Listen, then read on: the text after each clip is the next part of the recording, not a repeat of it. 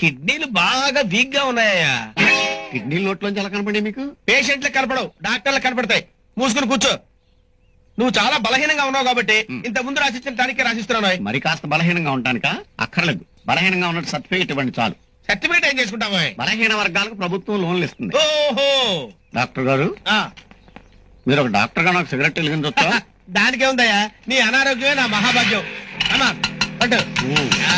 నమస్కారం అండి డాక్టర్ గారు. నమస్కారం. ఏంటది? పొద్దున్నే మూత్రం పట్టరమ్మన్నారు కదండి. మూత్రమా? నేను దమ్మంతా టెస్ట్ చేయడానికి, స్నానం చేయడానికి కాదు. పర్లేదు ఉంచండి. పర్లేదు ఉంచుకోవడానికి. ఇదేమైనా పని ఏంటా? మీకు ఎంతకాలం అంతా వాడుకుని మిగిలింది ఫ్రిడ్జ్ లో పెట్టండి, ఎప్పుడన్నా ఎవరికైనా పనికి వస్తుంది. చెప్పు తింటే ఎప్పుడు చూసినా ఈడే ఉంటాడు. రాత్రి కూడా ఇక్కడే పడుకున్నాను. ఏ నా కోసం పడుకున్నావా? నీ హెల్త్ గురించి పడుకున్నావా? పోనీ ఎంత బతగా ఉంటే పంపించేయండి, మాకు తెలిసేవా?